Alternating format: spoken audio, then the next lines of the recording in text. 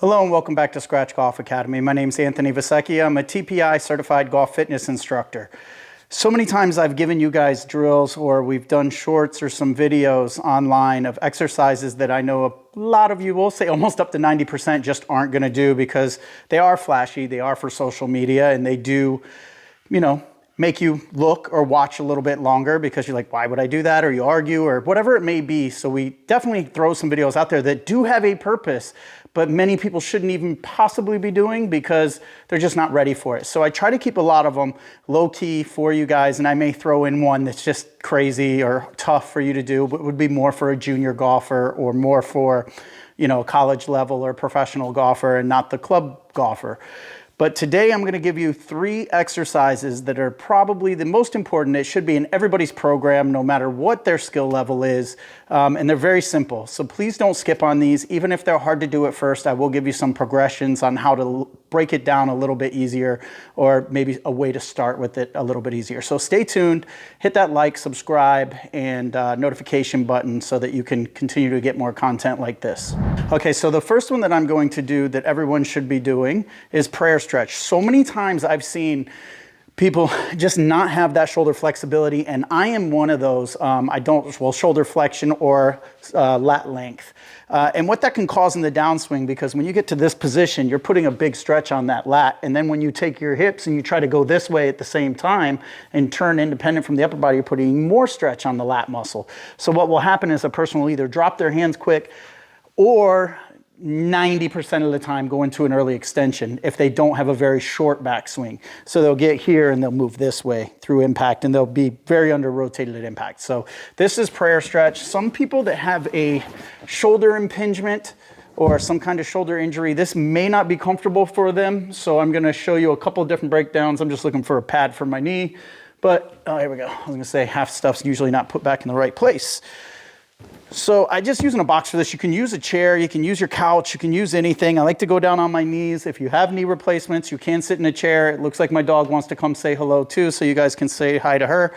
But you're going to be in this position. This is a prayer stretch. You're going to be down on your knees and you're going to drop down just like this. Now, if this hurts your shoulders, for some people, if you turn your hand this way, it's a little less intense on the shoulders. And for others, if you turn this way, it's even less intense. I don't want there to be pain in the shoulder. I'm just trying to stretch this muscle here. Again, so this is prayer stretch. You can go into a twisted prayer stretch if you want, and that's just going to get a little bit deeper into that lat. And then you would twist and do the other side. If you're like, well, how long should I do it for? I don't do it 20 times a day for a minute.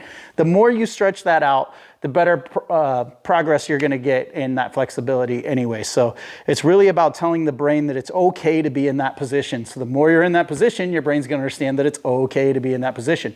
Now, after you've gotten that stretched out there, you're also going to feel a little bit in your thoracic spine, which will probably feel pretty comfortable as well. You can do a cross body stretch if you want to keep it in the lats. So I would stay on the box just like this, cross my body with my arm, and I would lean over it like that. I think I blocked the mic a little bit, but you get the gist. I'm going to try to keep my arm straight, and I'm going to do a cross body stretch, all right? And you try to go all the way to the floor, get a really good stretch on your arm there. So those are some stretches for your lats. Very important.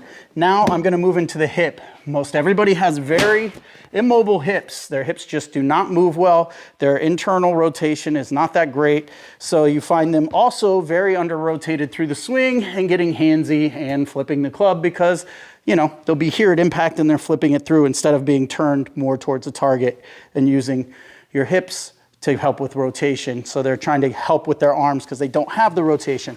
So the first thing we'll do is called hip drops. Hip drops are going to be just like this, and we're going to drop your hips just like that. I don't want you to go so much as to where you're getting to arch your back and your back's doing part of the work. Let's keep both cheeks on the floor and just drop to where we can with both legs without lifting our cheek off the floor. After you finish that, let's go into 90-90. Really, I want you to do a 90-90. This is a regression. Okay, this is easier than the 90-90. 90-90, you can start with your hands back. We're going to drop all the way down to this position.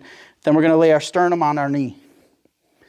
Then we're going to roll to the other side and lie our sternum on our knee. I had to duck out of the way here so I didn't go straight down on the knee. Don't go off to the side like this and be over here. Bring it straight down on the knee so you get more stretch in your glute. We're trying to stretch the glute here. When you get better at this movement, you do it without having your hands down. Then you can put your hands down for this. Now we're making that movement happen a little bit deeper in the hip when we can stay up like that. When you drop back like that, you take some of the stress on the hip away. So that's what we want to try to get to. I would do about 10 to 20 of those. It's really up to you how many you can do. The more, it's not a thing where you really need to rest from it. And maybe the first time you get a little sore, but it's something that can be done repeatedly. It doesn't have to have rest period like a lot of strength training does. All right, so that's 90-90s. That's going to work in the hip. We did the lat length drills. That's going to help with your lats and having more flexibility there. Now the next thing that a lot of guys have problems with is hamstring flexibility. So this is an easy one to help with your hamstring flexibility, which is, and tight hamstrings are going to lead to that early extension again. So I want you to just pull to your chest with your leg like this as far as you can. Then I want you to bend your knee and then straighten it as much as you can. And then bend it and then straighten it as much as you can.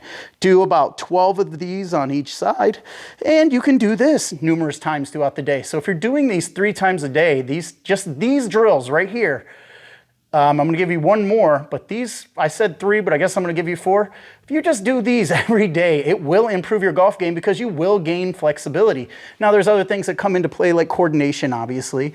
You can learn some of that with some of the drills that we've already done.